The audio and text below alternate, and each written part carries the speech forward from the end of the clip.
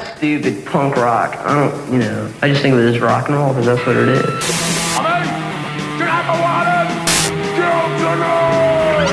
Neighbors. No one loves you like he loves you. You want to go sperm with that? Someday we will be back in the lab. Your answer is non-sequitur.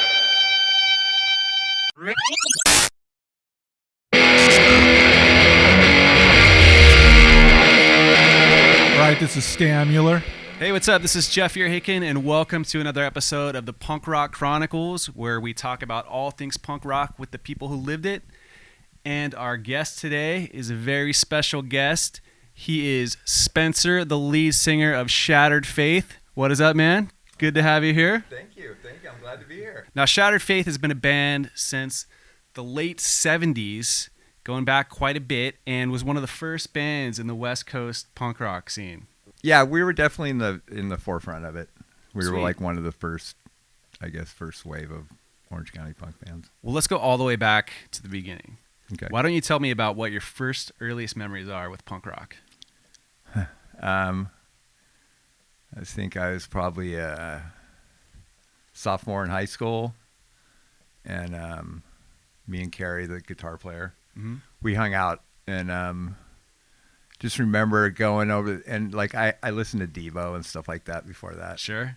And like Cheap Trick bands were like, I guess, cutting edge at that time. But I went to Carrie's house, and he turned me on to the Ramones, and I was like, wow, this is fucking great. And then we started buying records, and when we got the Sex Pistols record, that's what changed. That was it? It was that record? That record. 76, you saying? No, 77. 77? Yeah, I graduated high school in 79, so no, maybe 78. Yeah, 78. So did you first start playing music, or were you going to punk rock shows first, like went to taking punk it rock all in? Yeah, we went to punk rock shows. Like I grew up where you'd go see a band and it was like, a big deal, right? Sure, yeah. And me and Carrie, I borrowed my parents' car and we drove to Los Angeles, and we went to see, I think it was like the Skulls and the Eyes at some, whatever place. And we were watching them, and Carrie goes, dude, we could do this. And then when they got done playing, we got to talk to them like they were right there. Yeah. Yeah. Like they were literally right there. I might have been the Cathay de Grande or the Mask. And we were like, fuck. So when we got home, Carrie started putting together a band, and I hung out with them. Like I wasn't going to be involved in it. And one thing happened, like one of the guys couldn't play, like, they were younger, like, but one of the guys' mom wouldn't let him do it. Couldn't do punk rock. So I had a job so I could buy a bass. So I bought a bass and an amp and started playing bass. Okay. And that band was called the Executors. The Executors. So this was pre-Shattered Faith. Yeah. Wow. Do you guys play gigs, or? We played some house parties. Yeah? Yeah. Where were the house parties that you guys played at? In Huntington Beach, Fountain Valley. Okay. Like we were from Fountain Valley. Right. Yeah, we all went to the same high school. What were those parties like? We got beat up a lot. We weren't very well recepted. Like there's, it was chaos. It wasn't like a punk party. There was, at that time, might have been fucking 10 punks in Fountain Valley. Oh, really? Okay. It's more like jocks, or just Yeah, jocks would beat us up. Yeah. Yeah. So they had no idea what to expect, and then you guys get up and start playing punk rock music, and right, and like, we cut our hair, and we were wearing weird clothes, and it got to the point where we'd be somewhere, and these guys, the same jocks would show up, and they would always fucking grab our bikes and throw them out in the street. You know what I mean? So we got to the assholes. point where when they showed up, That's we such just a dick move to take bikes and throw them in well, the that's street. we didn't Like, have who cars. does We that? didn't have a car. These they did. Oh my god. And They're so like we keying got your bike. Take that. yeah. So we got to the point where when they showed up, we just took our bikes and threw them out in the street. Here, I'll do it for you. Yeah, I bet that confused them. it They're did. like, oh, yeah, that how did. can we be assholes? We don't have Right. any way to do it now. Right. And then when they figured out that they could go beat people up, then that's when they started showing up to punk shows. Oh yeah, sounds like awesome people. Yeah, that's the way it worked. How did the evolution of Shattered Faith then? How did you guys transition from that band to Shattered Faith? It was just graduated high school, so it was the summer of '79, and we were practicing, and I just showed up to practice one day. We practiced at Carrie's house in his where he grew up, upstairs in one of the rooms, and there was 2 new guys there, a new guy playing drums, and which was Skitchblade, and then Goblin, a guy to sing, Mm-hmm. and they were from Huntington Beach, and so we started playing, and that's like it just one day transition, like one day it went from one band to another band. Yeah, and then that was it. That was it. So that was the end of the first band. Yeah. Wow. So you guys would practice at Carrie's mom's house? Yeah. Or at in the Fountain parents' Valley. house? Yeah. How did mom take the practices? She was cool. She was cool with it? Yeah. It's so funny because we've been like listening to a lot of stories of people like starting bands, and inevitably it always starts off in like a parent's garage, Right. Yeah. And I guess it's funny because you almost like have to have like cool understanding parents to be able to like put together a punk band back then. Well, Carrie's mom and dad were divorced, so it was just Carrie's mom. Okay. And she was totally supportive of him. She got him his guitar, and like she understood it. And my parents were, when my parents in 1980, my dad got transferred or got a job offer to work in Singapore. So he moved to Singapore for like 6 years, and so Jesus. me and my brother had the house. So we, for that time, we practiced in my mom and dad's bedroom. Well, Oh, you in had the house bedroom. to yourself. Yeah, Oh wow. Oh wow. yeah, that's Like right. a party pad or what? No. Nah. You were cool about it? Yeah, I mean, there was back then, like when we practiced at Carrie's house, when the word got out, like it got to the point where there would be people like he had a big tree. They'd sit up in the tree and listen. You know what I mean? It was like No way. yeah, because it was different. There Yeah. wasn't a lot of shit going on, and Yeah. so when it was at my parents' house, there was a lot of times that I'd get up in the morning. There'd be some drunk kids in the yard, like Taking advantage of the situation. Yeah. Right. No parents around. right. Fell out of the tree. No, there was no trees at my parents' house. But yeah, so we practiced in my parents' bedroom for a long time. That's so we had awesome. it all set up in there. Okay, so what was like the earliest like songwriting process like? Like who was writing the songs and like how did that come about? Me and Carrie both wrote the music. I wrote all the lyrics. Mm-hmm. And it was just Carrie showed me how to play guitar. Showed me how to play bass. Okay. Right. Yeah. And I was not a good bass player, and I'm not a good singer. Just that's how it transitioned.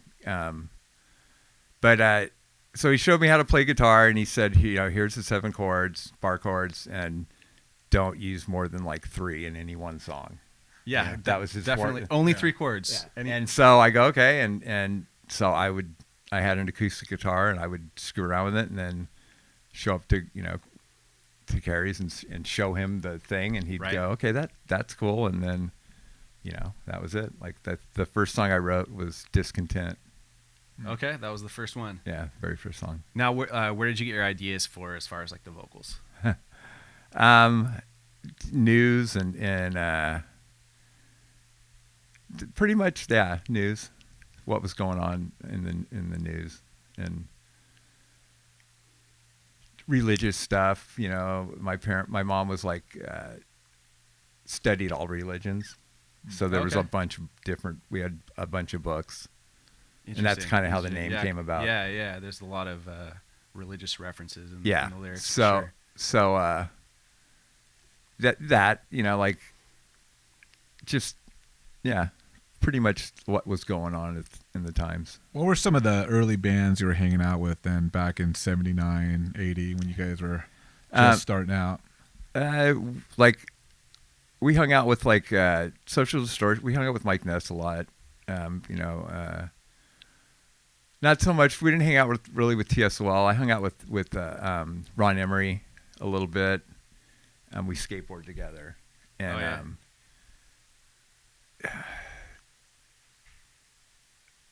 I don't know, some of the guys from Agent Orange we saw. I mean, pretty much during that time, the shows, if there was like 20 people at a show, there was 4 bands playing. That was all 20 people. All the members of the Yes. bands like watching each other. Yes. Hung out with Mike Conley a lot from MIA, but that was a couple years later. The guys from the Vandals were probably the ones that we saw and hung out the most, like Jan and Steve-O. Oh, sure. I still talk to Jan. But yeah, like, we were all contemporaries, but I didn't really like hang out with them. We just hung out with the guys. We had a group, our own little group of people. Yeah. Nice. So tell me about like your earliest recordings. Well, the first recordings we did, like professional recordings. First recordings ever. Well, the first ones were done, with a ghetto box. Oh, you guys did that? Like turn the tape on and first like record it that way? And we had a song, it's called The Omen. And when we recorded it, like we recorded songs before and after it, and they came out fine, but that song came out all and it was like trippy. So it was possessed. Like The Omen was possessed, basically. Yeah, it was funny. It was like super funny. But our first real recordings was a place in Stanton called Phantom Studios. Okay. And I had like I said, I had a job, and so did Skitch. So we both put the money in to pay for it. It was like $300, 4-inch tape, the whole bit. Yep. And we did all the songs, pretty much all the songs that Posh Boy ended up using. But like we re-recorded those for him. But so it was almost like demos, basically. Yeah, it was a demo. And so we did that, and it turned out good. Like we were super stoked on it, and we had cassette, and we made a few cassettes of it, and like on Saturday night and Sunday night, we would all sit at Carrie's house and listen to Rodney on the Rock. We like loved that, and that's turned us on to like a lot of the LA bands, local bands. So me and it was my girlfriend at the time, but it ended up being my wife. We drove up there with the cassette. We made a cassette. Oh, nice. And she went up to the door. She's like this, cute little 5 foot tall brunette, and knocked on the door, and Rodney answered it. And I was sitting in the car waiting, and Carrie and everyone were at Carrie's house, and she handed him a tape, and like she was on her way back to the car, and Rodney's like, "All right, somebody just came to the back door and gave me a cassette of a band called Shattered Faith from Huntington Beach." And he put and the first song was Trilogy, and he played Trilogy, and I was like, "Oh my God." No way. Yeah, it was rad. And so I called up, we went to a payphone, I called up Carrie, and he's like, "Dude, we're on the radio. Wow. And that's that. And every Sunday, Rodney would have breakfast with Robbie Fields, Posh Boy. Yeah. And so that literally 2 weeks after that, Robbie went to the Cuckoo's Nest where we were playing and talked to me there about if we wanted to do do a single or something. And we were like, I didn't know who he was. He's like, "My name's Robbie Fields." He's like British guy. Yeah. And I'm like, "Yeah, so whatever, Right. Yeah. And he goes, "Posh Boy," and I'm like, "Oh, cool." And that's how we got on that. So you guys started out with this doing a single, and then okay. They were supposed to do a record, and the first thing he put out was the Future Looks Bright Ahead cassette that had like 4 posh boy bands on the A side, and on the B side it had SST bands. Oh, really? Yeah, like the Descendants are on it, and I think Black Flag's on it. Okay. And then so on our side it had I think Channel like us, TSOL, Social Distortion, and I think Channel 3. I think Sounds like that'd be a pretty sick comp. it was good. Like it was good. Like it, and then Posh put the single out, and then put another song on Rodney on the Rock, Volume 2, and then didn't do anything with us. Like that was it. And so we just kind of bailed on him. And when we did our first record, we just did it ourselves. But being on Posh Boy, I mean, how did that actually help you guys, with the exposure? Did you find out you were getting better shows, or No. Didn't really help? No. We were never trying to do anything, so we've never had a manager ever. Still to this day, we've never had a manager. Right. So whenever shows come along, somebody asks us if it's worth it, we'll play. But we were like, this was never intended to be something that like I would be 59 years old and have people doing a thing that didn't exist, a podcast talking to me about a band. Yeah. Sure. It's fucking 41 years old. Like it was not ever. You weren't trying to like make it. You were just trying to do what you loved. Yes. Yeah. It was a hobby. It still is a hobby. Still is a hobby. Right. Yeah. I have like a day job, and music was never like going to make me, wasn't going to make me rich. And that was never the point. Right. We had a couple good big shows, but that was, that's pretty much it. We only toured once, and that was like in 2008. Like we just never, like we went to Vegas and Arizona and went up north, but never like, this is the first time we'll ever have gone all the way to Tacoma, all that far. That just wasn't what like I wanted to do. Carrie did, and he ended up, forming the U.S. Bombs, and they toured the world like fucking tons of times. Lots of times, yeah. Yeah. What was that tour in 2008 like? Where did you guys go there? We went all the way across the U.S. and back. We were gone for like 26 days, and we did 23 shows. Oh, damn. So like almost every night. Yeah, every night. Those are like where you finish up the show, and then you're like in the van driving to the next show like that night. Yeah. Yeah. That's exactly what we did, So it was like 23 hours and 15 minutes of moving for 45 minutes. For 45 minutes of playing. And we broke even, like, so it didn't really cost us money, but like probably 50% of the shows, they didn't pay us what they said. Yeah. And we even had a show where we drove all the way to Boston from New York, and they're like, they offered us $5. And I took the money because we needed it, but we were like, we had nothing. And one of the other bands, it was kind of funny, but one of the other bands like let us go and hang out, like stay with them, and that they gave us money so we could put gas in the van. Yeah.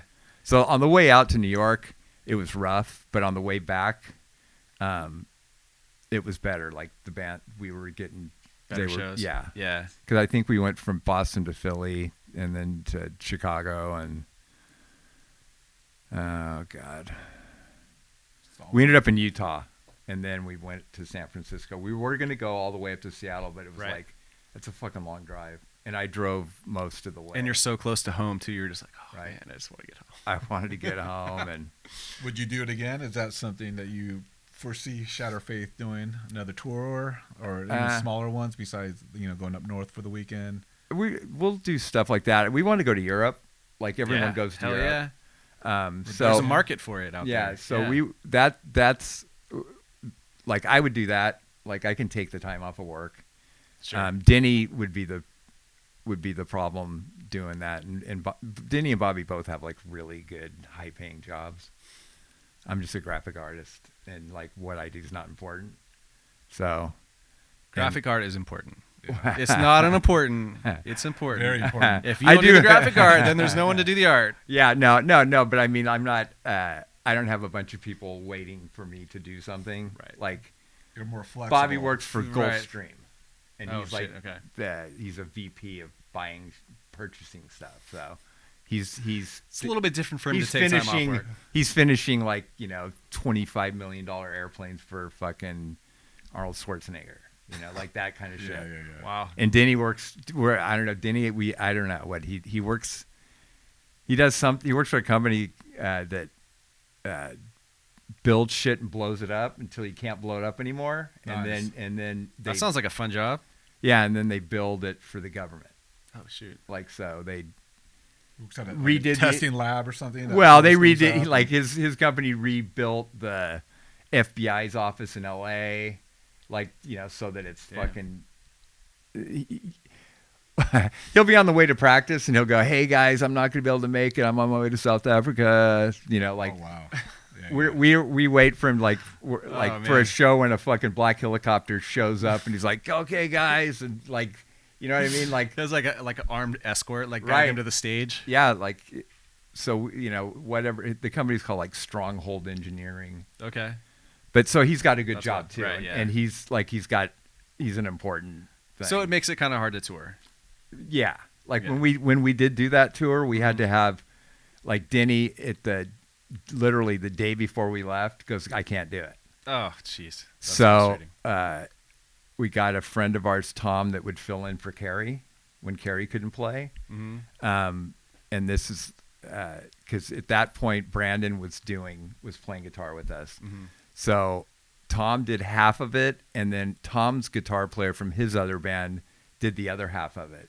And this guy Steve never even played with us. Like he literally just showed up and played. Learn the songs. Wow. He's like yeah. learning the songs on stage as he Yeah. goes, like watching your hand. Like, in the car, Well, yeah. well, he Man. learned it like in the band. And, Jesus. so it turned out fine. We picked up Tom in North Carolina. So I think, yeah. Or we picked up Steve in North Carolina. Tom drove with us to North Carolina, and then Steve finished it with us. So he had a week or 2 weeks to practice. To learn. Okay. Wow. But That's not a lot of time. No, and the very first show he played, my kid was sick. He was like got drunk and he was thrown up, so he had to play by himself. Oh no. Oh my God. But it's fun, who cares? Trial by fire, I guess. Right. Yeah. So just to kind of step back a little bit, talk about the '80s. So how were the '80s for you guys in general? I mean, as you guys progressed and It was cool. I mean, like I said, we weren't like we surely weren't trying to do anything. We played some shows. Like the band kind of broke up in 1987 for a few years because the punk scene got just super violent. Yeah. Like Yeah. that's when like the Lads and the League and Suicidal and like there's all these punk gangs. Right. And you'd play we'd play Fenders. We played there a lot, and There's fights everywhere. And stuff yeah, like and it was that was Yeah. it. That's what it was. It was super like dangerous. not that it was dangerous. It was just like fuck, dude. We're trying to do some We're trying to work up here. Yeah. Well, I think the bummer thing with that is like I think the people aren't going to the shows really to watch the music. They're Right. No, they're they showing up, so it's like okay, this is where we show up and like fight, Right. and it's like you guys are just kind of like background noise. Exactly. We've heard a lot of people say the same thing about that era, that just like they were tired of just being like the soundtracks to violence. Right. Yeah. So like if you went to the League were Orange County, Mhm. and they kind of would go where we went Mm-hmm. because we had some friends in there. Because like it was almost you needed to have fucking some muscle with you, I guess. So they kept us from Wow. getting killed. Jesus. But it was like, yeah, it got fucking silly. Like toward the end of the '80s, it Mhm. got silly. But Yeah. our drummer got in a car accident and killed in '87. Oh my God. And that kind of made things get a little weird. Like we had, trying to find a new drummer. Yeah. And it was bad. It was a bad deal. Oh wow. Yeah, it's hard to recover from something like that. Yeah. That's crazy. Yeah. Jeez. Well, you've been like around the scene for a long time. Like, Yeah. what would you say like the biggest changes are in the scene as it's evolved from when it first started, like in the 70s to where it is right now? The age of the people that go to the shows. Just old guys now, right? Right. Yeah. Yeah. Back then, like, we were all young, and that's who went. Like, that's who was into it. Yeah, there wasn't really right. many moms and dads. Mm-hmm.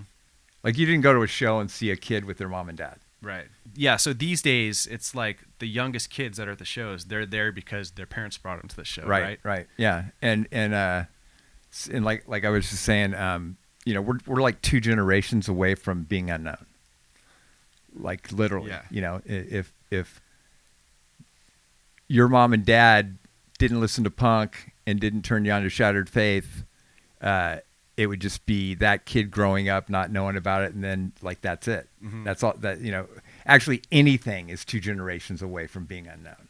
Yeah, it could be. For sure. You know, you'd have to dig for it, and Shattered Faith has always been kind of like an outlier band. Like, What do you mean? well,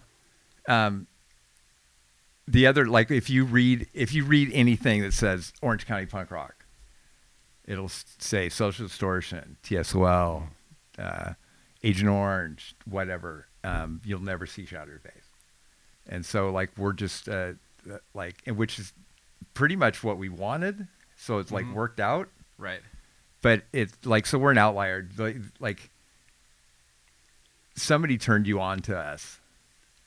Like, I doubt somebody was like looking for a band. That's most likely true, but also I think that, you know, like compared to say like the late 90s or something like that, the way the internet is now, it's a lot easier for these people that are influenced by other punk bands to find a band like Shattered Faith. Right. So I think there is probably those fans as well that are like, oh man, Shattered Faith, these guys are fucking awesome, dude. Let me go check out some of these guys' music. Yeah, and I mean, and back then it was like a mixtape. Like, people would make a tape from Rodney. Yeah. And then that would get passed around, and that's how people found out about us. Yeah. Because, like, when we went across the United States in 2008, like, we went and played shows, and there was people there that liked that, like all, you know, our age or whatever, that were like, fuck, we always wanted to see you, but you never played. Yeah. And we were like, and to this day, I'm still amazed, like, how the fuck? Like, in Germany, we're like a big deal. Like, in Europe, You guys are like David Hasselhoff. yeah, that would be awesome. But like in Europe, like, people know who we are, and Shattered Face. How, like, I how like the Shattered Face. yeah, like there's I apologize to any of our German people listening. I'm German too. Look at my last name, so I can talk shit. me too, Bartsch. That's my Bartsch, last name, right. Bartsch. But like, there's a magazine, and I don't know if it still goes on, but it's called Third Generation Nation, and Okay. it's a German punk scene. Okay. And like, we, like, bands that I've been in have been on the cover of it, and they love Shattered Faith. And so, like, we weren't around when they started as far as it was, but they've like done like internet interviews, like, just sent me questions and I answered them. Yeah. But through Hostage Records, like, I was in a band in 97 called The Pushers. And like, I was part of the original lineup before the Ricky Barnes Pushers. Okay. And they got Rick sent them the single, and they fucking loved it. And next thing we know, we're on the cover of it. And then I did another band called 4-Bolt Main that turned into just the Main, and we were on the cover of that. Really? Yeah. They liked what we're doing, like what I'm doing. They're just like I guess. the Spencer Bartsch scene. Yeah, it was They're funny. fans. It was funny. So when is your German tour gonna happen? Yeah, never. Who knows? Like, it all depends on like, ideally we would like to go where it didn't cost us money. Of course. So it all depends on that. Well, I got Like, an idea, because we're all German. Maybe the three of us can start a band, and then you can use your contacts for this person at the zine, and then we'll go and we'll live in Germany and we'll play there all the time. I'll do it. Yeah. Okay, so Spencer, tell us what's next for Shattered Faith. Well, Rick Bain from Hostage wants us. he gave us all a CD of old songs, like, which are like, for some reason our songs continue to be fit the times. Yeah. So wants us to record The Omen, Bomb Iran, World War III. Oh God, I can't think of the name. And two other old songs. Yeah. The two other ones I can't really remember anything about them. Right. But he has a recording that we did with a ghetto. It's like he's got from a cassette a ghetto blaster That's recording. crazy. Yeah, like That's amazing. Burger Records put out a cassette of like old Shattered Like Faith that was stuff. like your earliest like demo stuff. That has Goblin singing on some songs and me really? singing on some songs, because that's the way we did it. Like, Okay. there were songs that I played bass, he sang, and then there were songs that he played bass and I sang. Really? Yeah. Oh, crazy. Like I would sing my songs, Uh-huh. and that I wrote, and then he would sing songs with my words or words that he wrote that Carrie wrote, Okay. and I would play bass. Nice. He was a better bass player than I think, and I don't know, probably a better singer, different, like a different. He was Sure. like fucking definitely punk. Yeah. Yeah, when we did our last record, which I think is now 4 years old, Carrie flew out on a Wednesday, and we rehearsed Thursday night and rehearsed Friday night, and then went in the studio Saturday and Sunday, and then we were done. Like we did just a couple days. Wow. And 3 or 4 of the songs we just did there because they were old songs that we never recorded, that we just literally recorded them and have never played them. You know what? Again, never played them again. Wow. But they're like cool old songs. Yeah. And but yeah, we just banged it out because every recording that Shattered Faith has is all live. Like, so. Oh, you guys don't like layer tracks? Well, we go back and do leads. Okay. Usually I sing scratch vocals. Uh-huh. And we end up using those. Really? Yeah. Wow. Nice and raw. Yeah, that is a rarity these days. Well, yeah. Well, I mean, it's just the way it works. Sometimes they would, like we've had, you need to go back and do that. And then I've gone back in and done it. Sure. And we ended up still using the scratch vocals because it's just not. Maybe it's just the energy of like while the band is playing. Yeah. Yeah. And it's I can see them. Usually I'm in the control room. Right. You're not like the headphones in the booth like doing that. Oh, I have headphones on, but I'm in like with the guy. Yeah, you're not not isolated. Everyone else is like off doing something else. Right. Yeah. Where does Hostage? Where do you guys record? Our last one we did at I think it's called Pot of Gold in Orange. Before that, we did at Adamo's studio in Westminster. Oh, okay. And I think the earliest stuff we did at Mike McHugh's studio, the distillery, and that stuff was all analog. Nice. Like digital really wasn't quite, like in '97 wasn't quite happening there. Yeah. It was just all like the tape stuff. Yeah. Awesome. Well, Spencer, it's been awesome having you on the show, man. We appreciate you sharing some of your stories with us. Right on. It's been great. Yeah, well, thank you. I appreciate huge Shatter Faith fans. Well, we're stoked Spencer's here. Yeah, absolutely. We're definitely stoked. Well, thank you. I appreciate that. It's like there's only a few of us. Yeah. I'm one, but I gotta be. Yeah.